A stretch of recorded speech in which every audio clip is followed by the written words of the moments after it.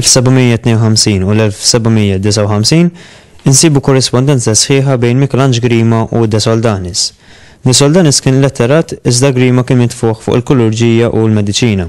X'wassal l-Grima biex jieħu daqshekk interess fil-kitbiet ta' De Soldanis fuq il-Malti?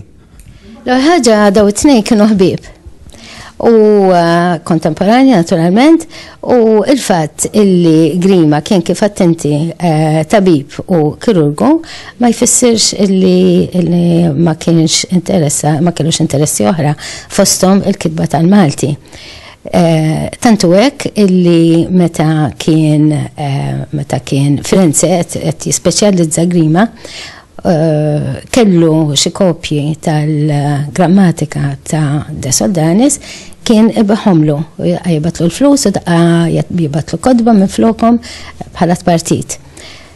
Grima kienu kol, t-nej li kienu membri ta' xi akkademija, dak iż-żmien kien ngħidu aħna moda illi nies intellettwali jkunu membri tal-akkademiji, infatti kienu anke Akkademija Malta. U kienu t-tnejn membri ta' akkademiji Taljani.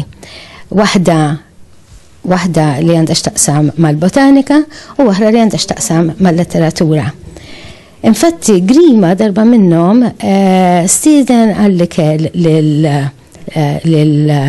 meta kien Firenze lil De Soldanis ma' oħrajn u talab lil De Soldanis biex jikteb sonett. U kiteb sonett għad onur ta' ċertu Lodovico Coltellini li kien segretarju tal-Akkademja della Botanika u Storja Naturale ta' Cortona. Fraħanetta min jgħid illi Grima kien tant interessat fix-xogħlijiet ta' De Soldanis illi sa kien talab lil De Soldanis jagħtih il-pritki tiegħu manuskritti u kellu lilhom ġifieri.